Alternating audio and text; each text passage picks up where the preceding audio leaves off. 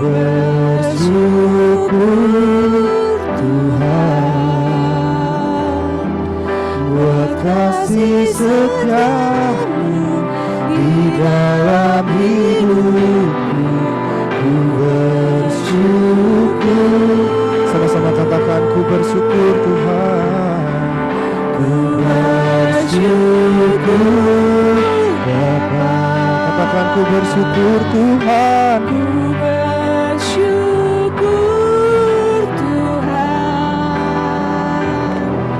buat kasih setiamu di dalam hidupku. Ku bersyukur Tuhan. Mari sama-sama jemaat Tuhan katakan pujian ini dari awal. banyak yang kau berbuat di dalam hidupku. Rencana hidupmu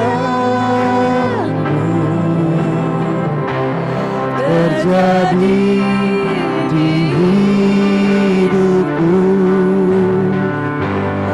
Apa yang mengerti segala yang ku perlu. Katakan kasih-Mu sempurna nyata dalam hidupku. Bersama kami undang untuk bangkit berdiri. Ku bersyukur Bapa, ku bersyukur Tuhan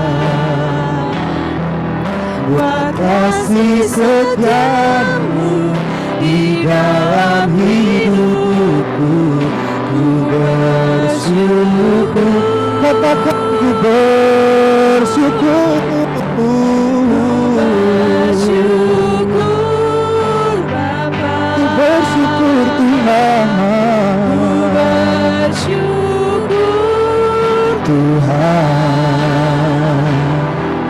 buat kasih setiamu di dalam hidupku. Ku bersyukur. Katakan, ku bersyukur. Syukur Bapa, ku bersyukur Tuhan. Syukur Tuhan buat kasih setiamu di dalam hidupku. Ku bersyukur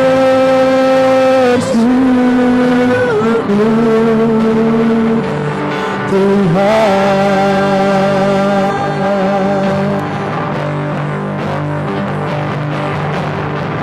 Tak ada lembah belah yang tak ku lewati tanpa hadir-Mu.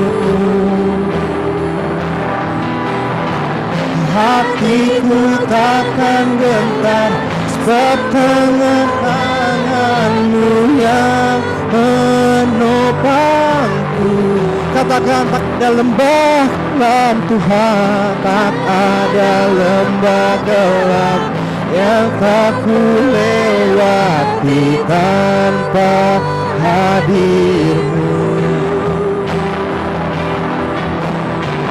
Hatiku takkan gentar sebab tak tangan-Mu yang menopangku.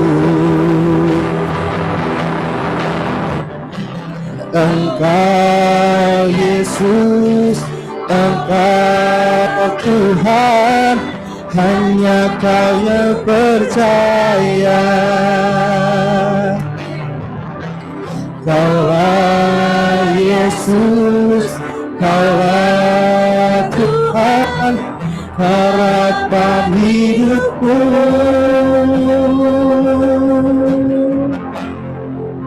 Ku bersyukur. Terima kasih Tuhan. Ku bersyukur Tuhan. Katakan buat kasih setiamu Buat Tuhan. kasih setiamu Thank you Lord, thank you di Jesus. dalam hidup. Buat kebaikanmu Tuhan. Bersyukur. Katakan sekali lagi, ku bersyukur Tuhan. Bersyukur Bapa. Yesus, terima kasih. Bersyukur Buat kebaikanmu Tuhan, terima kasih Tuhan. Buat kasih setiamu di dalam hidupku. Ku bersyukur. Katakan sekali lagi, ku bersyukur Bapa. Ku bersyukur Tuhan. Buat kasih setiamu di dalam hidupku. Ku bersyukur. Katakan, ku bersyukur Tuhan. Ku bersyukur Tuhan. Oh Tuhan, buat kasih setiamu di dalam hidupku. Ku bersyukur.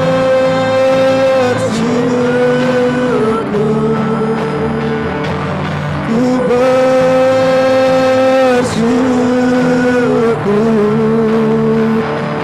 Ku bersyukur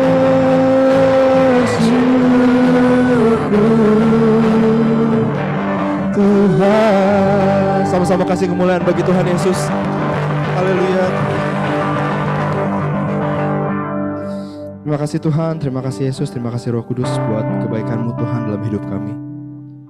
Biar siang ini Tuhan, hari ini sama-sama kami berkumpul Tuhan di tempat ini. Kami memuji, meninggikan nama-Mu Tuhan. Biar hanya nama-Mu Tuhan, Tuhan Yesus Kristus yang ditinggikan dalam hidup kami. Biar ini pujian penyembahan kami Tuhan menjadi dupa yang harum bagi-Mu Tuhan. Memuliakan nama-Mu terus, biar hidup kami, setiap apapun yang kami lakukan, setiap kegiatan kami Tuhan, selalu memuliakan nama-Mu Tuhan. Thank you Lord, thank you Jesus. Biar sama-sama setiap kita yang siap untuk memuji Tuhan, mari katakan amin. Boleh silakan duduk. Shalom teman-teman semuanya. Halo. Siap memuji Tuhan hari ini? Amin. Sama-sama yang menerima sukacita surga hari ini boleh sama-sama lambaikan tangannya. Come on. Sama-sama tepuk tangan di atas kepala, come on. Boleh sama-sama berdiri ya.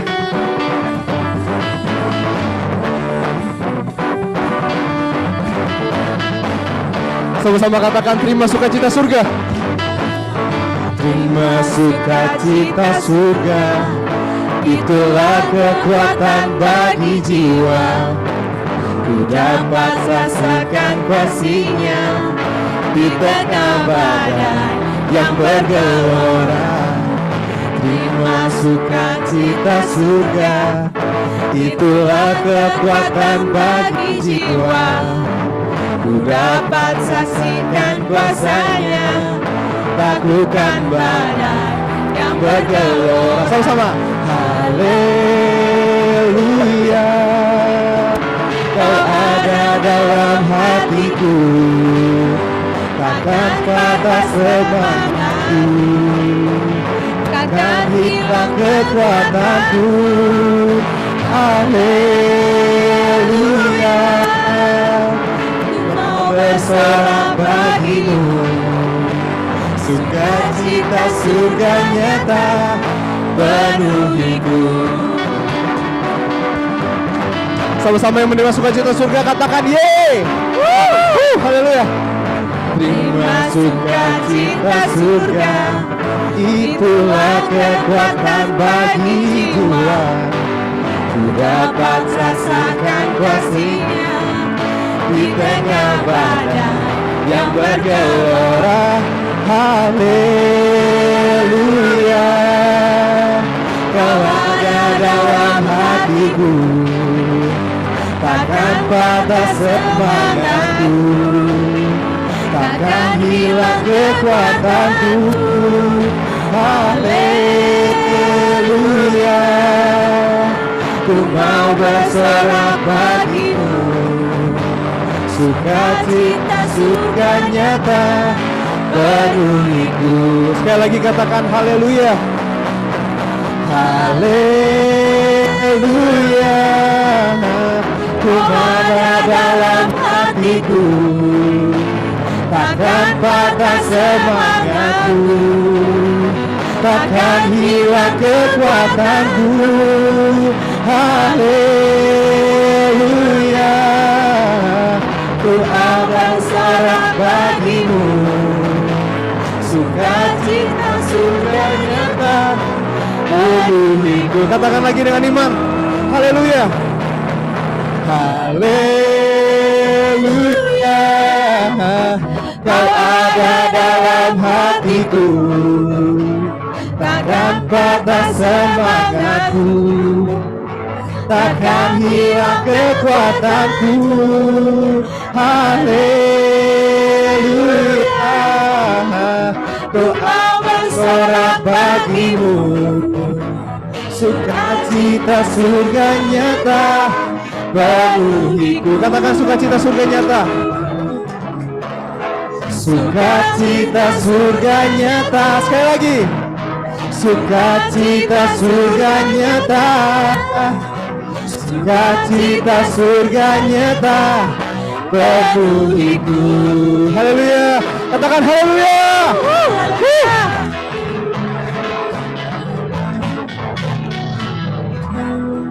Duduk pulang bagi Tuhan kita Yesus Kristus. Come on.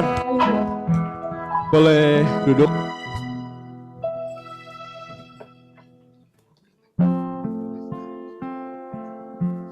Sama-sama kita mau siapkan hati kita. Kita mau masuk dalam hadirat Tuhan. Biar nama Tuhan yang ditinggikan dalam kehidupan kita. Thank you Lord, thank you Jesus. Terima kasih Tuhan. Yesus, Kau sungguh baik. Yesus, namamu indah. Yesus, ku cinta Kau selalu. Ku tinggikan, ku agungkan selamanya. Katakan Yesus Tuhan. Yesus, Kau sungguh baik. Yesus, namamu indah. Oh Yesus, ku cinta Kau selalu. Ku tinggikan, ku agungkan selamanya. Ku mau memujimu, ku selalu pujimu. Ku mau menyembahmu, ku selalu sembahmu. Kau yang layak hidup, semua pujian, kemuliaan hanya bagi Tuhan. Ku mau memujimu, Ku selalu pujimu, ku mau menyembahmu, ku selalu sembahmu. Kau yang layak Terima semua pujian, kemuliaan hanya bagi Tuhan. Sama-sama kasih kemuliaan bagi Tuhan kita. Haleluya Tuhan. Yesus, Kau sungguh baik. Oh Yesus, namamu indah. Oh Yesus Tuhan.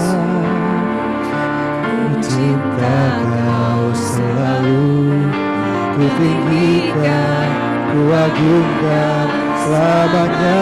Katakan ku mau memuji-Mu Tuhan, ku selalu puji-Mu, ku mau menyembah-Mu, ku selalu sembah-Mu. Kau yang layak terima semua pujian, kemuliaan hanya bagi Tuhan. Katakan ku mau memuji-Mu Tuhan, ku selalu puji-Mu, ku mau menyembah-Mu, ku selalu sembah-Mu. Kau yang layak terima semua pujian, kemuliaan hanya bagi Tuhan. Coba Tuhan saja katakan, ku mau memuji-Mu, ku selalu puji-Mu, ku mau menyembah-Mu Tuhan. ku selalu Biar nama-Mu Tuhan yang ditinggikan dan disembah dari tempat ini Tuhan. Thank you Lord, thank you Jesus. Semua pujian, kemuliaan hanya bagi Tuhan. Sekali lagi katakan dengan imanmu, ku mau memuji-Mu, ku selalu puji-Mu, ku mau menyembah-Mu, ku selalu sembah-Mu. Kau yang layak terima semua pujian, kemuliaan. Sama-sama kita untuk bangkit berdiri, sama-sama katakan, ku mau memuji-Mu Tuhan, ku selalu puji-Mu, ku mau menyembah-Mu, ku selalu sembah-Mu. Kau yang layak terima semua pujian, kemuliaan hanya bagi Tuhan. Katakan semua kemuliaan, semua kemuliaan dan keagungan tertuju padamu, Tuhan dan Rajaku. Segenap jiwa dan nafasku menyembah Yesus yang hidup. Katakan semua kemuliaan Tuhan,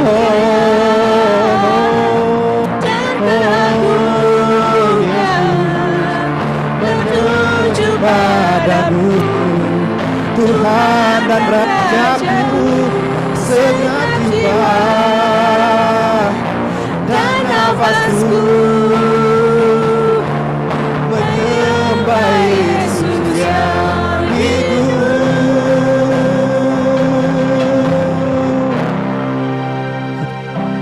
Ku mau memuji-Mu, ku selalu puji-Mu, ku mau menyembah-Mu, ku selalu sembah-Mu.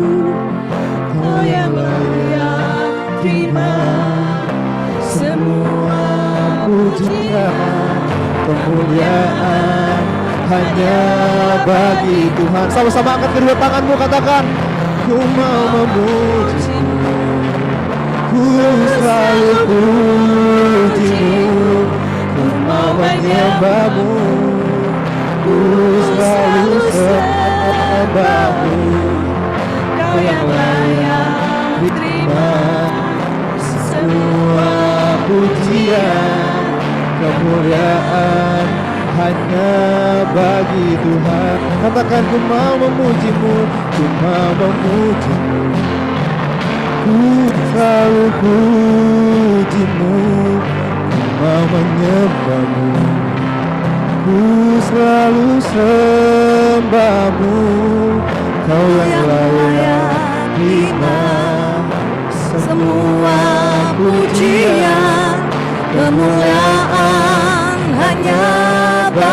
Tuhan. Kau yang layak, Kau yang layak terima semua pujian, kemuliaan hanya bagiku. Kau yang layak, Kau yang layak terima semua pujian, kemuliaan hanya bagi Tuhan. Segala hormat kemuliaan kami persembahkan hanya bagi nama-Mu saja Tuhan, karena hanya Engkau saja yang layak. Terima kasih untuk kehadiran-Mu di hati kami, di ruangan ini Tuhan. Hadirat-Mu menjamah kami dan membuat kami dengan pertolongan Roh Kudus-Mu mengerti Tuhan tuntunan-Mu pada hari ini yang membawa kami dalam setiap pertandingan yang kami harus hadapi Tuhan. Kami menjadi lebih daripada pemenang. Di dalam nama Tuhan Yesus kita yang siap diberkati firman Tuhan, bersama-sama kita katakan amin, amin, haleluya. Silakan duduk Bapak Ibu Saudaraku, shalom semuanya. Terima kasih kepada pengurus daripada PD di Smart Friend yang mengizinkan saya hari ini boleh sharing firman Tuhan. Yang baru pertama ketemu, nama saya Julita Manik, 3 tahun lebih ya kayaknya kita nggak ketemu. Dan hari ini saya mau sharing firman Tuhan, dan kalau menurut saya setiap kali baca topik ini saya semakin diberkati ya. Jadi karena hidup ini judul sharingnya adalah win the race ya, memenangkan pertandingan, memenangkan perlombaan. Karena dalam hidup ini saudaraku kita akan banyak menghadapi banyak pertandingan, banyak perlombaan, dan ayat yang meneguhkan itu ya. Jadi kita harus antusias supaya apa, dalam setiap pertandingan yang kita hadapi apapun bentuknya kita muncul sebagai pemenang. Amin. Dalam Ibrani pasal 12 ya, nasihat supaya bertekun dalam iman. Ayat 1 kita baca sama-sama, 1, 2, 3. Karena kita mempunyai banyak saksi bagaikan awan yang mengelilingi kita, marilah kita menanggalkan semua beban dan dosa yang begitu merintangi kita dan berlomba dengan tekun dalam perlombaan yang diwajibkan bagi kita. Jadi ayat ini berkata saudaraku, tidak ada pilihan. Semua orang punya perlombaan, semua orang punya pertandingan, semua orang punya race, nggak bisa milih, diwajibkan. Kalau kita nggak mengerti apa sih maksud Tuhan mengizinkan perlombaan pertandingan terjadi dalam hidup kita, maka kita nggak akan punya spirit pemenang ya. Karena perlombaan itu pasti capek, karena perlombaan itu pasti harus mengeluarkan energi ya, mengeluarkan kekuatan, ada harga yang harus dibayar. Kenapa sih harus capek? Karena Tuhan mau kasih medali buat kita. Karena Tuhan mau kasih hadiah bagi kita. Perlombaan itu enggak enak saudaraku ya. Kalau kita lihat orang tanding olahraga, mau lari, mau apapun bentuknya, itu enggak enak, itu capek. Dan dalam in between, dalam perlombaan itu sering kali mau menyerah. Tapi kalau fokus kita adalah piala, fokus kita adalah kemenangan, maka kita pasti enggak akan quit. Dan Tuhan bilang di sini perlombaan diwajibkan. Jadi bukan hanya untuk atlet nih saudaraku ya. Karena ini ada di firman Tuhan. Jadi ini adalah untuk semua umat. Dan bahkan bukan hanya orang percaya, semua orang kan punya perlombaan. Perlombaan itu dalam hal apa? Dalam keluarga, pasti ada permasalahan. Ya, permasalahan itu kan pertandingan ya. Tuhan mau kita menang dari semua masalah. Di pekerjaan kita juga punya persoalan. Di pelayanan jangan kira kami menggembalakan jemaat ya saudaraku. Wah kalau pendeta mah kayaknya nggak punya masalah. Masalahnya banyak, malah lebih banyak dari saudara. Karena kalau kita mungkin hanya masalah kita, masalah pelayanan kita, kalau saya sebagai gembala harus memikirkan juga orang-orang yang mempercayakan masalahnya kepada kami, berarti itu ada satu pertandingan yang harus kami hadapi. Ya, gereja kami adalah gereja yang self-support, dan kita tahu nggak mudah membangun gedung gereja, jadi kita tuh menyewa. Itu every year pasti ada tantangan, ya perpanjangan gedung ya biasanya per 5 tahun, kalau udah dekat 4 tahun nih udah mulai jantungan nih ya. Tapi gereja kami sudah belasan tahun saudaraku, sampai sekarang Tuhan nggak pernah gagal memelihara. Padahal jemaatnya nih, saudara kita nih sering nih ke gereja saya nih, Wilba ya, Wilba. Itu bukan gereja besar ya. Kontraknya mahal, daerah Menteng saudara, walaupun Mentengnya udah Menteng coret tetap Menteng, jadi harganya tetap ikut Menteng ya, Menteng coret pun tetap mahal. Tapi belasan tahun gak pernah minta, gak pernah ngajukan proposal, itu pertandingan iman yang harus kami hadapi. Tuhan tidak pernah gagal pelihara. Dalam kehidupan, dalam keluarga, oh jadi hamba Tuhan mungkin gak ada persoalan, siapa bilang persoalannya banyak. Ya saya mungkin pernah sharing 3 tahun yang lalu anak saya mau quit ya, sekolah di ITB, pada bapak mamanya itu sekolah di ITB harusnya kan udah ada DNA-nya lah ya, DNA pemenang. Waduh mau drop out, aduh saudara tantangannya berat sekali. Tapi hari ini anak saya sudah bekerja, bisa lulus. Jadi artinya apa? Ada pertandingan yang waktu kita hadapi pun kita rasanya tuh gerah. Kita nggak tahu ujungnya bagaimana, tapi yang penting selama tetap berlari pasti sampai garis finish. Yang mengerti katakan amin. Tuhan mau kita jadi pemenang, sebab itu kita perlu 4 inisial ya, TAAT. Ya, kalau taat sama Tuhan pasti menang. Tapi TAAT ini mau saya jabarkan kepada saudara-saudara semua, ya saudaraku ya, yang orang kalau mau menang tuh perlu strategi, amin. Perlu strategi, ya kalau nggak strategi orang lari maraton, ya kan perlombaan kita semuanya maraton, ya bukan sprinter kita. Itu larinya cepat dulu ya. Nanti ujungnya udah nggak sanggup, udah ngos-ngosan gitu ya. Karena nggak tahu ujungnya di mana. Kalau maraton kan jauh sekali saudara, nggak tahu ujungnya mau sampai kapan. Jadi kita perlu strategi. Strateginya taat, TAAT. T yang pertama adalah Tuhan, katakan bersama Tuhan. Ayatnya di mana? Kita ambil ayat pertandingan juga nih ya, dalam Yeremia dan dalam keadaan yang sangat sulit. Ya, karena waktu itu Tuhan berkata orang Israel akan dibawa ke perbudakan. Jadi budak, bangsa pilihan Tuhan yang banyak melihat mujizat dari Tuhan. Tidak ada yang mustahil bagi Tuhan, tiba-tiba harus jadi budak. Ya saudaraku, dan itu lamanya cukup lama, 70 tahun ya saudara. Yeremia 12, keluhan Yeremia dan jawab Allah. Ini ayat penting. Saudara kalau punya tantangan di pekerjaan, tantangan sedang dihadapi, ini ayat harus jadi ayat emas. Ya. Yeremia 12 ayat 5, kita baca sama-sama 1, 2, 3. Jika engkau telah berlari dengan orang berjalan kaki dan engkau telah dilelahkan, bagaimanakah engkau hendak berpacu melawan kuda? Dan jika di negeri yang damai engkau tidak merasa tentram, apakah yang akan engkau perbuat di hutan belukar sungai Yordan? Saya ke bawahnya dulu. Kenapa dikatakan di negeri yang damai engkau enggak aman? Ini kan waktu dia ngeluh belum dibawa ke perbudakan. Ini aja belum terjadi udah ngeluh. Artinya keadaan masih enak, sudah ngeluh. Judulnya keluhan Yeremia dan jawab Allah. Ya, jadi kalau di tempat yang kamu masih nyaman saja kamu sudah mengeluh, bagaimana nanti kamu sampai di tempat yang nggak nyaman? Tentunya di perbudakan nggak senyaman ketika kita merdeka dong. Ya.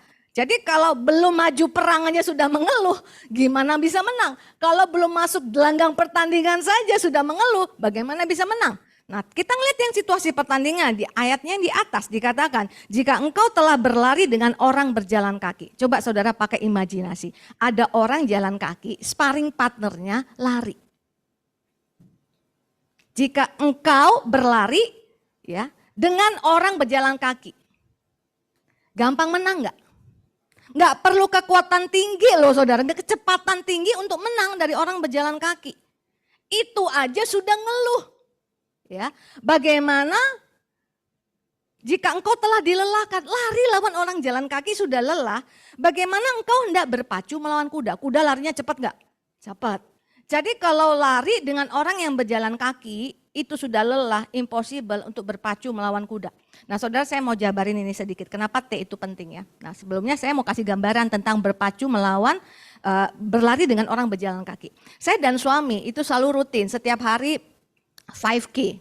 Ya, tapi saya 5K walking, dia 5K-nya running. Ya, suami saya tuh kepengen jadi marathoners ya. Tapi entah kenapa nggak ada mau 3K, 5K, nggak ada yang bikin di luar hari Minggu. Dia kan gembala saudara, nggak mungkin ikut perlombaan ya. Targetnya mau ikut perlombaan nih saudara ya, spirit pemenang. Nah saya jalan kaki, nah dia lari, pace-nya itu pace yang terlambat. Dia pikir dia larinya sudah cepat. Dia suruh saya videoin, saya kasih lihat nih loh, Pi, kalau kamu lari nih kayak gini, kaget ya, ternyata larinya itu lambat sekali. Nah kalau lari lambat, 5K dia kuat. Tapi kalau dia lari cepat, kenapa perlu strategi? 1 kilometer saja sudah kehabisan nafas. Tapi dia yang lari lambat itu, bareng saya jalan kaki, dia tetap menang saudaraku. Nah jadi Tuhan bilang begini, kalau engkau hari ini punya persoalan, di mata Tuhan persoalanmu itu seperti orang jalan kaki. Karena apa? Tuhan mau bawa kita berpacu melawan kuda, lebih berat nggak? Lebih berat. Bisa menang nggak tanpa Tuhan? Nggak bisa. Orang kalau jalan kaki, pakai kekuatan sendiri, lari lawan orang jalan kaki bisa menang. Tapi kalau lawan kuda, impossible menang.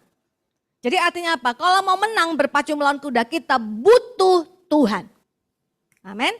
Jadi kalau saudara baca ini ayat enggak main-main. Karena Tuhan membuktikan mereka dibawa ke pembuangan 70 tahun. Dibuktikan semua pernyataan Tuhan yang sebelumnya itu dibuktikan. Ini sebenarnya adalah ayat untuk tetap di dalam pembuangan pun mereka menang. Ya, jadi artinya Tuhan di persoalan kita yang masih menurut Tuhan ini nggak ada apa-apanya, Tuhan mau kasih persoalan yang lebih berat nanti di depan. Apakah Tuhan jahat? No. Karena persoalan yang berat ketika diperhadapkan kepada kita bersama Tuhan berarti kita naik level dong saudaraku. Dan tanpa Tuhan bisa menang nggak? Nggak bisa. Jadi saudara harus punya fokus untuk keadaan di depan. Kan misalnya kalau kita sales kita ada target. Ya, katakanlah sekarang targetnya 10 juta. Rasa kita tuh udah, katakan ya saudara, kita udah berat banget. Kalau itu sudah kita menyerah, bagaimana kalau dikasih target 100 juta? Artinya ketika kita diberikan target 100 juta, kita udah naik kelas nggak saudara? Naik kelas. Ya, masih karyawan biasa, udah ngeluh. Gimana mau jadi manajer? Manajer itu kan tanggung jawabnya lebih berat. Jadi artinya apa? Ini Tuhan lagi ngomong, nggak boleh ngeluh. Cocok tadi ayatnya ya. Ayatnya, lagunya, bersyukur. Bersyukur saja ya. Ada ayat di firman Tuhan yang mengatakan begini, Mazmur 119 ayat 164.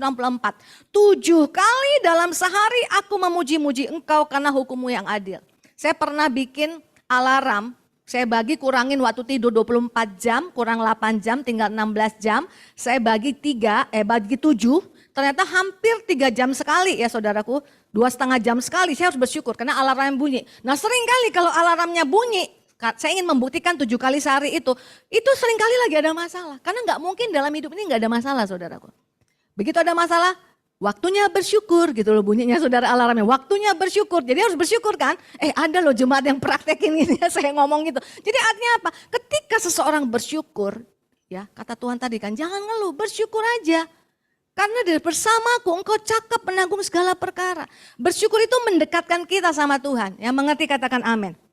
Nah saudara, jadi ketika Tuhan nyuruh kita bersyukur, Tuhan punya ekspektasi besar atas hidup kita. Bahwa kelak kita akan berpacu melawan kuda. Yang hari ini belum ada apa-apanya. Kenali hati Tuhan, Tuhan mau bukan buat kita repot lari lawan kuda. Bukan, Tuhan mau angkat kita naik. Amin. Saya jadi ingat nih saudaraku ya, dulu tuh suami saya kan, saya pernah cerita di sini ya, kami sama-sama alumni dari ITB. Cuman saya kena gerakan kegerakan itu dari masih sarjana muda, saya udah kena arus gerakan rohani. Suami saya baru mau lulus, baru kena kegerakan rohani, cinta Yesus mati-matian. Ya masa itu lagi tren sekolah MBA. Manager of Business Administration ya. Jadi kalau punya gelar MBA itu waduh mau kerja kemana aja tuh langsung red carpet lah saudara ya. Nah jadi dia kepengen sekali sekolah ke Amerika. Tapi bukan ngambil MBA, ngambil sekolah teologi ya. Wah ngamuk lah mamanya saudaraku ya. Ngamuk lah ya, ngapain bayar mahal-mahal ke sana gitu kan. Jadi akhirnya ternyata ada berkat Tuhan bisa berangkat 2 tahun. 2 tahun kemudian kembali masih berkobar ya. Mau jadi full timer, dia 2 tahun misionaris saudara di Sumatera. Nah tapi pas mau menikah dengan saya, kami punya visi marketplace. Belum ada pelayanan marketplace seperti ini, belum ada. PD-PD di kantor-kantor belum ada saudara, udah zaman jaduliah ini. Tapi keluarga kami banyak yang orang-orang marketplace. Ya kita kalau hamba Tuhan tuh ya dipandang sebelah mata lah saudara ya. Kalau kita mau nasihatin, ya kamu gak tahu dunia marketplace. Kalian taunya cuma ayat-ayat Alkitab. Jadi kita kepengen masuk, suami saya pengen masuk dunia marketplace ya. Bayangkan 4 tahun after lulus gak pernah kerja. Mana mungkin ada red carpet lagi saudara. Walaupun saat itu begitu lulus banyak sekali perusahaan yang mau terima. Suami saya jurusan sipil. Dan kemudian saudara-saudaraku akhirnya startnya mulai kerja itu jadi sales di alat-alat konstruksi. Teman-temannya sudah jadi GM. Dia masih berpacu dengan target. Dan datang ke proyek-proyek di mana temannya sudah jadi GM. Temannya aja nggak mau ketemu, sudah beda kasta.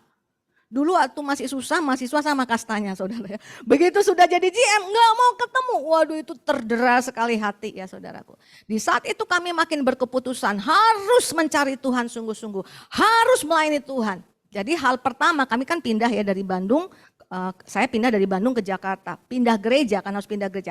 Hal pertama yang kami lakukan begitu kami menikah, sebelum menikah, cari tempat melayani Tuhan. Apapun akan kami lakukan, karena apa? Kalau perahu kita ada Tuhan Yesus di dalamnya, maka seberat apapun nelayan untuk mencari ikan, pasti ada mujizat. Yang mengerti katakan amin.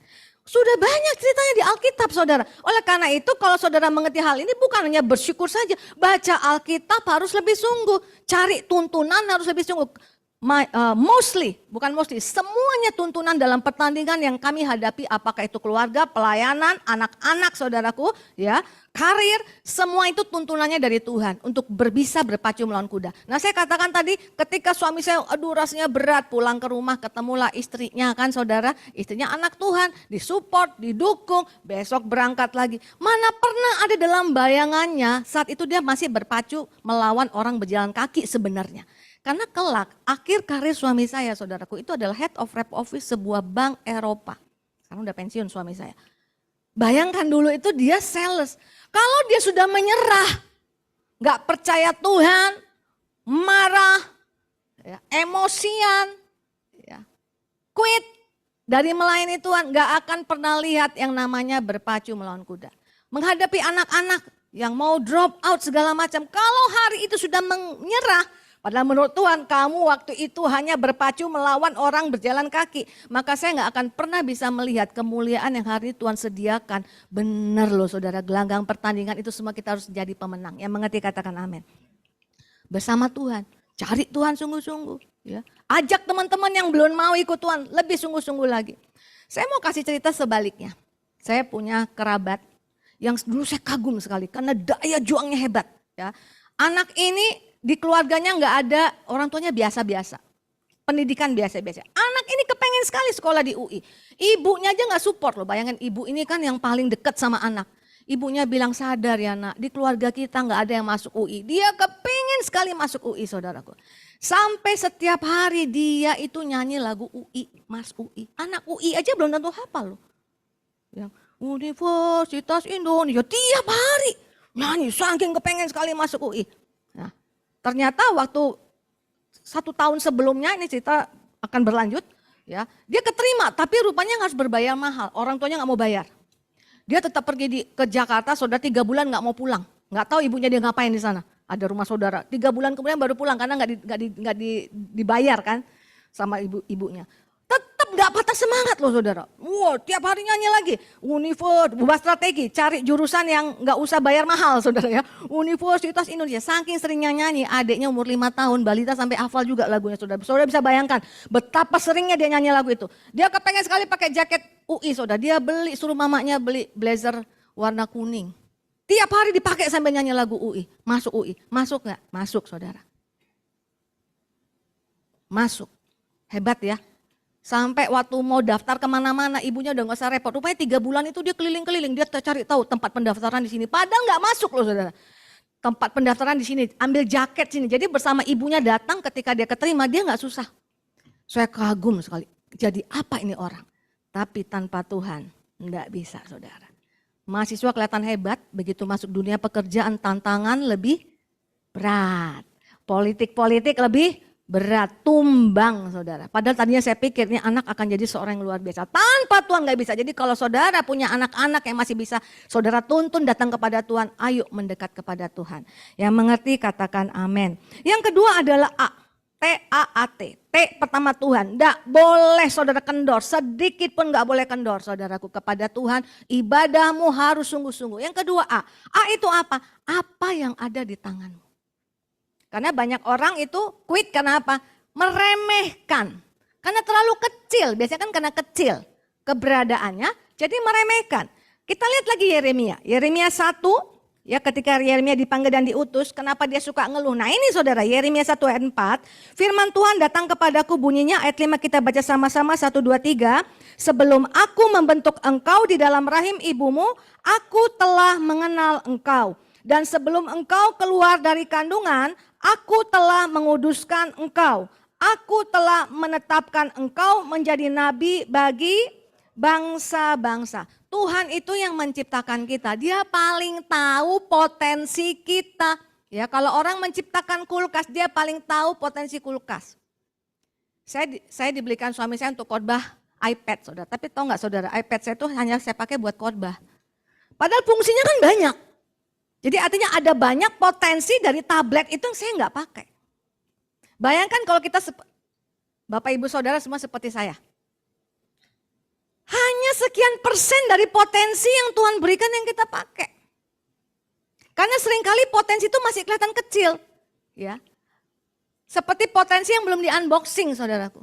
Ketika yang kecil ini dikembangkan baru makin kelihatan apa yang Tuhan mau dalam hidup kita. Nah saudaraku, Tuhan bilang aku kenal kok engkau. Aku menguduskan engkau dan aku punya misi kepada hidupmu. Misinya apa? More than a conqueror. Menjadi become a winner. Ya, untuk menyenangkan hati Tuhan. Tapi lihat jawabnya, maka aku menjawab, Tuhan Allah, sesungguhnya aku tidak pandai berbicara sebab aku ini masih muda. Tidak mungkin orang tidak punya kelemahan. Amin. Semua orang pasti punya kelemahan. Tapi tadi udah ada faktor T yang pertama. Ya, di tangan Tuhan, di mata Tuhan, di hati Tuhan, di rencana Tuhan. Tuhan gak butuh sesuatu harus hebat dari hidup kita untuk membuat kita memenangkan pertandingan. Amin. Karena biasanya saudaraku, kalau kita nganggap remeh, kita underestimate, kita undervalue, bahkan kita depresiasi sesuatu yang Tuhan berikan di tangan kita, biasanya kita nggak akan taruh itu di tangan Tuhan. Selalu begitu. Kenapa saudaraku 5 roti 2 ikan, ya, hanya 1 anak yang memberikan berani ngacung. Siapa yang punya bekal? Cuman 1 anak yang ngacung. Apakah yang lain gak punya bekal? I don't think so. Kenapa saudara? Tuhan Yesus sudah terkenal kalau khotbah panjang. Seharian.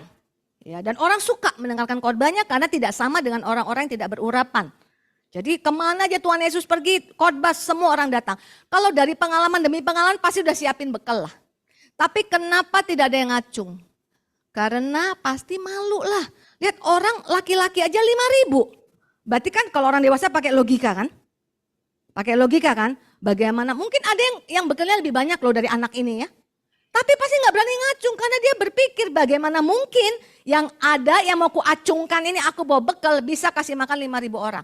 Tapi kalau anak kecil beda. Dia menghargai apa yang ada di tangannya, apa yang dipersiapkan ibunya. Jujur, makanya Tuhan bilang hendaklah engkau punya hati seperti anak kecil. Dia value, dia nganggap itu precious. Waktu ditanya siapa yang punya bekal, dia nggak pakai mikir, pakai logika. Saya, ternyata 5 roti 2 ikan bisa kasih makan 5.000 laki-laki dan kenyang. Waduh, itu kalau Alkitab bikin ayat, menulis ayat itu detail. 5.000 laki-laki makan dan kenyang. Artinya apa? Mujizatnya spektakuler. Kalau laki-laki makan, kalau nggak menggunung itu nasinya belum kenyang. Jadi artinya mujizatnya ini dahsyat saudara. Roti kan orang sana makan bukan makan nasi ya, makan roti. Roti itu termultiplikasi begitu besar bahkan masih sisa 12 bakul. Ingat ini, ketika kita depresiasi nilai sesuatu yang Tuhan taruh di tangan kita yang kelihatan kecil seperti orang yang punya 1 talenta, maka kita akan tidak bisa berpacu melawan kuda. Tidak akan pernah ditaruh di tangan Tuhan. Salah satu contoh lagi saudaraku, ingat Ruth dan Naomi. Siapa yang lebih dikenal orang? Ruth, ya. Naomi, janda, gak punya siapa-siapa, pulang. Dia bilang jangan panggil lagi ke Naomi, menyenangkan Tuhan. Panggil aku marah, hidupku pahit. Dengan tangan yang penuh, aku meninggalkan Israel. Dengan tangan yang kosong, aku kembali.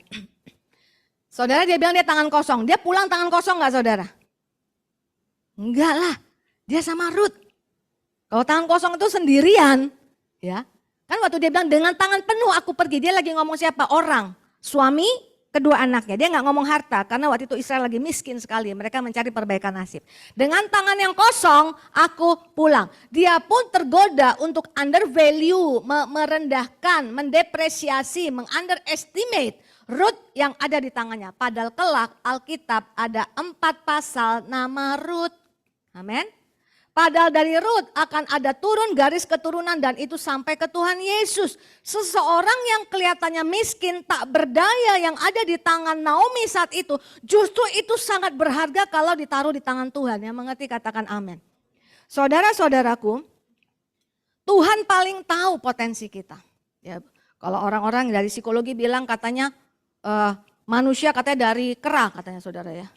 Kalau Tuhan tidak bilang begitu, aku ciptakan kau manusia, kau segambar dengan aku dan kau punya potensi. Bayangkan dari zaman dulu belum ada teknologi sipil, sudah bisa bangun piramid. Kita kalau pergi ke Mesir kan terkagum-kagum, sudah bisa bangun Sphinx, sudah bisa bangun Menara Babel. Itu membuktikan bahwa bahkan tanpa teknologi pun potensi manusia itu begitu dahsyat.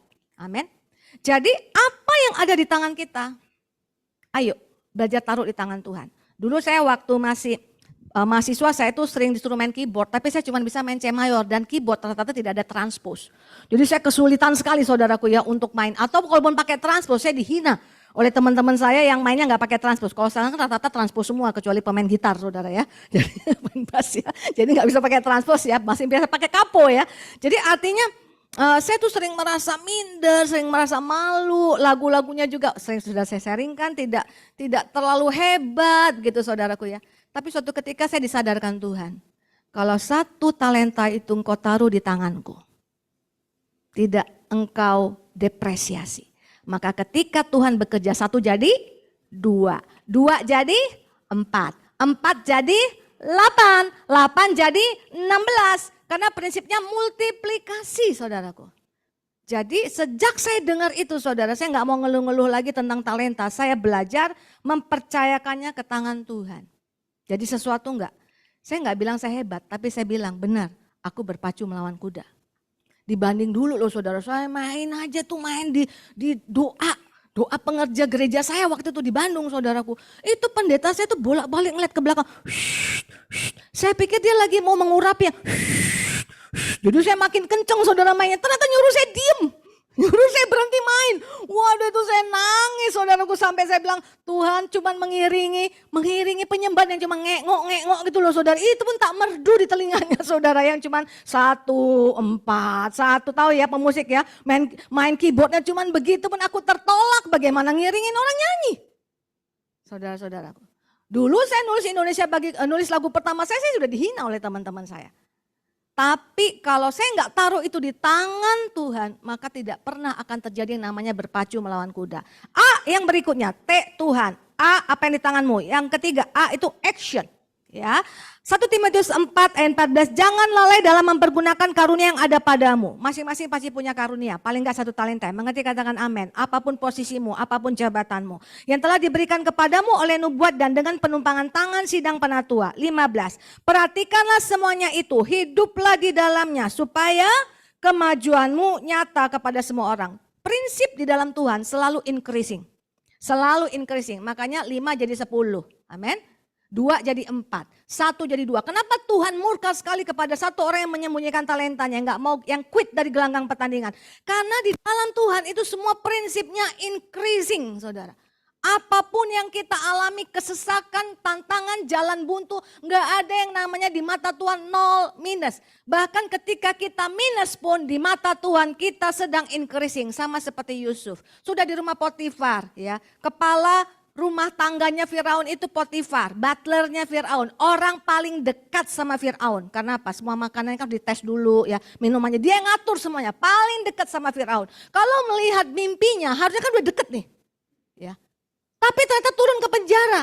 Tapi waktu dia tetap melakukan yang terbaik, bahkan di penjara dikatakan kepala penjara itu mengasihi dia. Kenapa? Dia kelihatan excellent. Excellent gak hanya ketika jabatan mulia. Jabatan yang tidak mulia pun dia tetap lakukan dengan segenap kesungguhan hatinya. Di mata Tuhan dia tidak turun tapi naik. Jadi jangan ukur naik turun kita dari pandangan manusia. Lihat dari pandangannya Tuhan. Ketika kita tetap aktif ya, melakukan apa yang Tuhan percaya, mengobarkan karunia yang sudah diberikan pada kita, maka kita sebenarnya sedang menuju kepada kemajuan.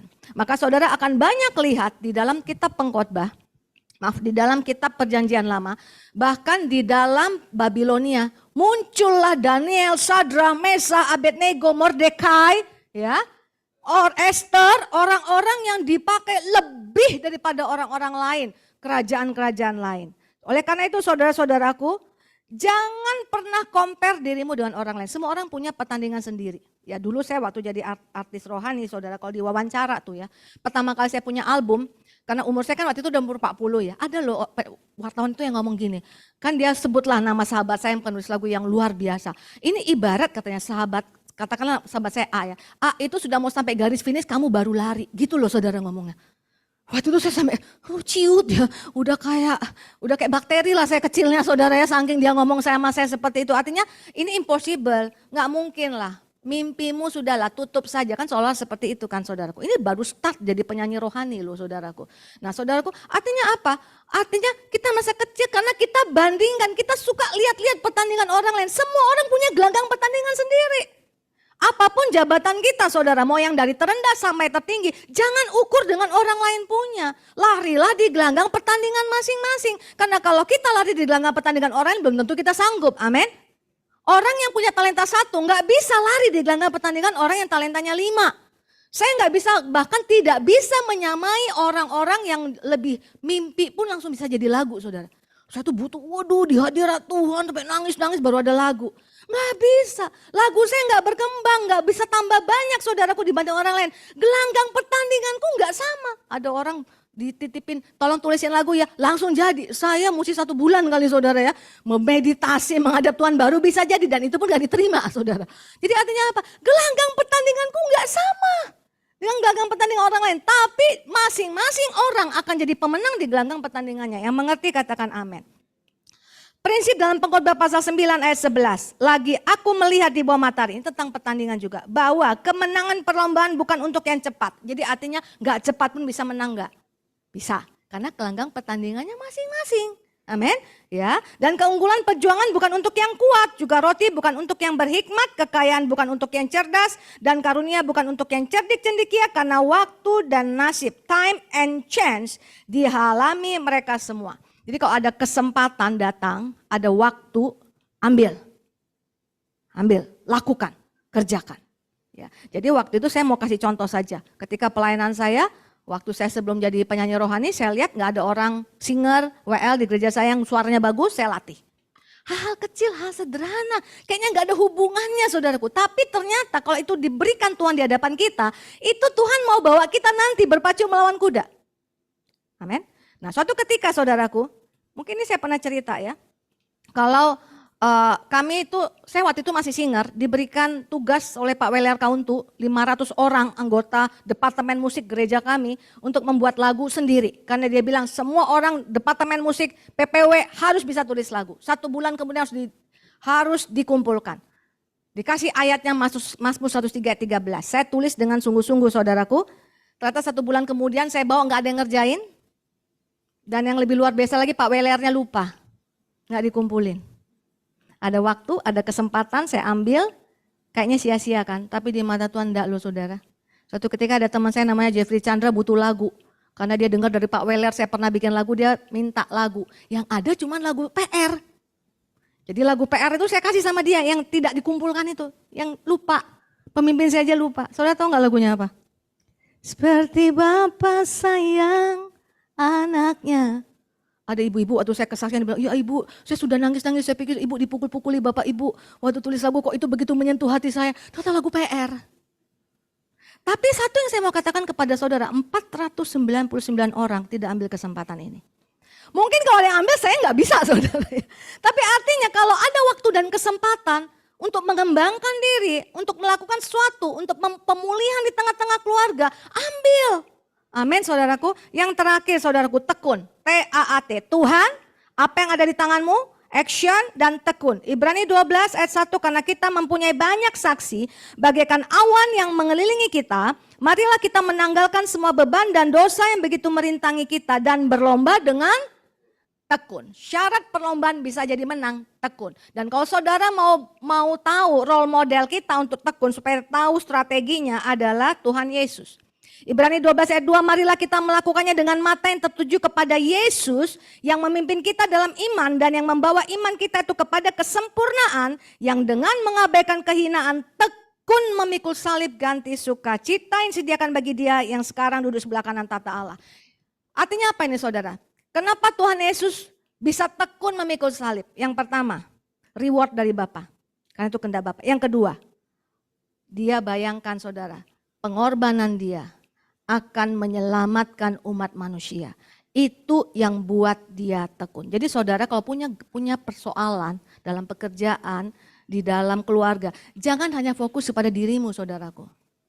Pertama, engkau tahu Tuhan akan disenangkan kalau kita bertanding sampai akhir. Yang kedua, betapa banyak orang yang akan nanti diberkati, dikuatkan melalui pemulihan yang terjadi kepada keluargaku. Melalui apa yang terjadi dalam karirku. Ketika aku bersaksi, Tuhan yang menguatkan aku. Tuhan yang membuat aku bisa berpacu melawan kuda. Betapa banyak orang yang akan disembuhkan, dikuatkan. Kalau saudara sudah visinya keluar dari diri saudara, saudara pasti akan tekun. Kalau enggak, saudara akan give up. Suami saya berkali-kali dalam karirnya mau give up.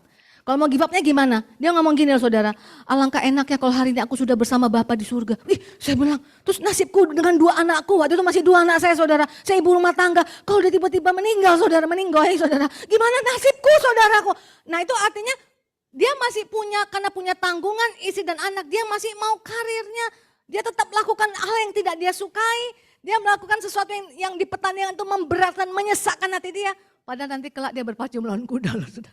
Bahkan kalau saat itu dia meninggal diambil Tuhan. Karena dia enaknya di surga sudah memuji-muji Tuhan. Katanya gitu saudara.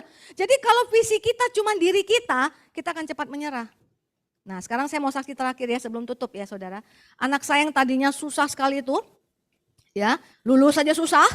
Kerja susah, gaji rendah. Tapi punya orang tua hamba Tuhan. Dekatkan selalu sama Tuhan.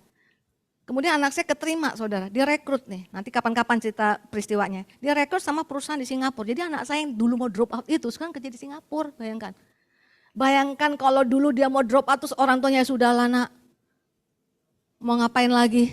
Terus kita nggak support dia saudara, nggak lihat, ini dulu dia rupanya dulu itu cuman kalau dibandingkan pekerjaannya sekarang, toko orange. Kantor pusat saudara, tahu saudara toko orange kan? Yang saudara suka beli-beli itu, kalau itu bunyinya tuh ya, gitu ya bunyinya ya. Bunyi ringtone-nya itu loh saudara. Itu kan udah berpacu melawan kuda tuh. Dulu itu ternyata cuma berpacu melawan orang jalan kaki. Nah tapi apa yang terjadi? Begitu keterima saudara, ternyata banyak layoff. Di sini pun layoff banyak tuh toko orange. Banyak sekali company-nya saudara, karena rugi besar ya perusahaannya. Dia tiap hari tuh ngeluh, mama dia 4 orang yang baru direkrut. Di perusahaan itu dia paling kecil, paling muda, paling baru. Artinya yang paling pertama harus di layoff kan. Tapi nggak tahu kenapa dia masih bertahan. Kita doa terus. Saya bilang bukan, ingat pertolongan Tuhan bukan kamu nggak di layoff, bukan. Seandainya pun kamu di layoff, Tuhan pasti bisa buka jalan baru bagi kamu. Itu namanya kok nyandalkan Tuhan gitu. Karena kalau nggak kita jahat sekali ya. Supaya orang yang di layoff supaya kita menang gitu loh saudara. Kita tak bertahan, nggak boleh. Saya bilang sama dia, kamu apapun keputusan perusahaan kepada dirimu, yang jelas kalau kamu di layoff, Tuhan akan buka tempat lain. Ya kalau orang ada temanmu di layoff, berkati dia supaya dia dapat tempat yang baru. Diberkati. Tapi saudara itu selalu mau quit. Makanya dia tahu dia nggak kuat. Dia butuh Tuhan. Jadi dia saudara kalau lagi stres nih, kayak orang kaya aja saudara. Mau tiket pesawat lagi mahal, dia pulang tuh ke Jakarta saudara. Pokoknya kalau dia lagi di Jakarta dia lagi stres tuh Wilba. Nah saudara, teman main musiknya Wilba soalnya ya. Kalau lagi stres datang ke Jakarta, kenapa? Mau denger papa mama langsung, nggak lewat internet, nggak lewat voice dial, itu bisa ngomong dikuat. Jadi kalau pulang kesesakan pulang balik Singapura dia kuat lagi. Bu. Dan saya pun ini gelanggang pertandingan selesai butuh Tuhan. Waktu saya bilang Tuhan tolong anakku ini sebenarnya bukan aku yang lari, tapi ini anakku Tuhan. Nah Tuhan kasih ayat, itu enaknya kalau sama Tuhan. Tuhan bilang begini, doakan untuk gembala yang baik. Karena Tuhan bilang kalau gembala yang tidak baik, tidak bisa mengembalakan domba-dombanya, maka Tuhan akan ganti dengan gembala yang baru. Jadi tiap hari saya doain saudara, saya nggak nyuruh Tuhan memecat orang, saya bilang Tuhan berikan mentor yang baik buat anakku. Karena Engkau janji, mau dimanapun pasti ada gembala yang menggembalakan. Karena kata Tuhan kalau nggak bisa ngelakukan bagian, quit. Ternyata saudara begitu dia udah kesesakan, tiap kali WA-nya, aku mau resign. Saya kuatkan, enggak pokoknya hari ini, besoknya lagi, aku mau resign. Terus saudaraku, terus. Tahu apa yang terjadi saudara? Resign tuh koordinatornya saudara yang suka, kata dia, aku stres banget di bawah under dia. Bukan resign karena dipecat, resign cari pekerjaan lain. Yang ganti orang Indonesia, coba bayangkan saudara. Yang lebih ngerti DNA-nya orang Indonesia, yang komunikasinya lebih bisa dengan perasaannya orang Indonesia. Saya bilang, nak, kamu nanti pacu lawan kuda. Dreammu kerja di UK, itu kuda. Gimana kalau di Singapura itu jalan kaki loh saudara. Kalau dia dreamnya kerja di UK, so ngeri, dreamnya terlalu gede gitu, tapi nggak ngerti faktanya. Kalau engkau berpacu melawan orang berjalan kaki yang sudah menyerah, gimana kamu berpacu melawan kuda? Tapi intinya saudara, pesan Tuhan hari ini, Tuhan mau bawa kita naik. Never give up. Bersyukur, cari firman Tuhan, cari tuntunan. Kalau orang cari tuntunan dikasih nggak? Dikasih.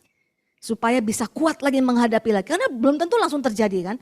Kuat lagi, bersyukur, berdoa, cari Tuhan, kerjakan yang bisa kita lakukan dengan segenap kekuatan kita, maka Tuhan akan buat kita jadi pemenang. Mari kita berdoa. Bapa di surga, kami bersyukur, terima kasih untuk Engkau yang selalu baik bagi kami, meteraikan firman-Mu dengan Roh-Mu yang kudus, supaya menjadi kehidupan dalam hidup kami. Di dalam nama Tuhan Yesus, kita yang sudah diberkati bersama-sama kita katakan, amin. Mari saya undang semuanya untuk bangkit berdiri.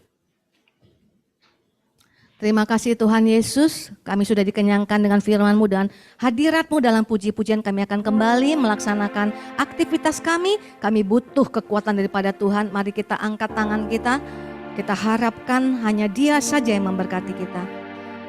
Mata Tuhan tertuju kepadamu, rencana Tuhan ada di dalam hidupmu. Bangkitlah menjadi pemenang dalam segala tantangan kau hadapi dan terimalah berkat, kasih karunia daripada Allah Bapa. Di dalam nama anak yang tunggal Tuhan Yesus Kristus, penyertaan yang selalu baru daripada Roh Kudus, menyertai hidup kita sepanjang hari ini, bahkan sampai Maranatha, sampai selama-lamanya. Yang percaya pasti menerima dan bersama-sama katakan, amin.